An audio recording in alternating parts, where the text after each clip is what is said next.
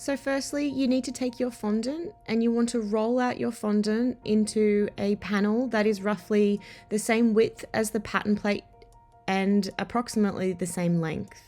You also want to make sure that your fondant is of even thickness and that it is a little bit thicker than you normally would use if you were covering a standard cake.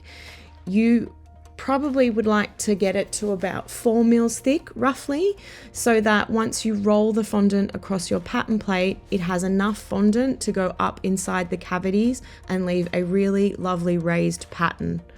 You can see here that my fondant is approximately 4 mils thick. Now you need to place your fondant onto the pattern plate. There's no real need for corn flour as it is a non-stick surface. However, I do place a little bit sometimes onto the fondant before rolling, just if it is a humid day. So that's totally up to you.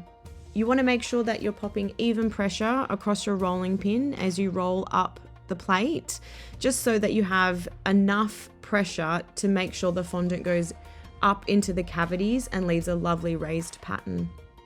You can also take your fondant smoother and add some extra even pressure just to ensure that the fondant is evenly up into those cavities. And as you can see, it's time to peel the pattern away from the pattern plate, and we have a lovely embossed pattern which is ready to be placed around the cake. And now it's time to achieve those desirable rough edges. It's really just as simple as pinching the edge and tearing gently down the edge of the fondant.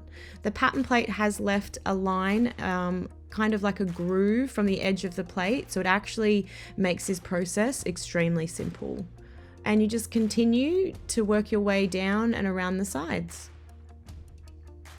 I decided that I wanted certain areas to be a little bit more rough, so I went back and just continued to pinch at the edges. I took my craft knife and I cut the base edge of the fondant panel so that the edge that was going to sit up against the cake board would be nice and flush and have a neat edge. And then I used the craft knife again to then make the initial shape of the panel that was going to sit on the front of the cake. Once I was happy with that shape, I was able to continue doing the same process that I'd already done around the rest of the edges. Just with a light pinch and some gentle tears, I would remove the fondant from the edge and create that rough, torn edge that we've been creating around the rest of the panel. And again, I just continued to do it until all the edges had that rough, torn pattern.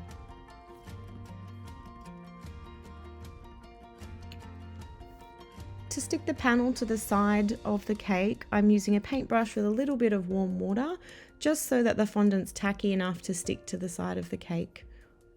When you're adding the fondant to the cake, make sure you don't press too hard on the fondant and damage any of the pattern that you've achieved from the pattern plate. Just gently continue to work the fondant around the cake until all areas and all surfaces have stuck to the front and the sides of the cake. And it really is just as simple as that. The pattern plate allows you to create a beautiful embossed pattern that adds such a beautiful texture to the sides of your cake.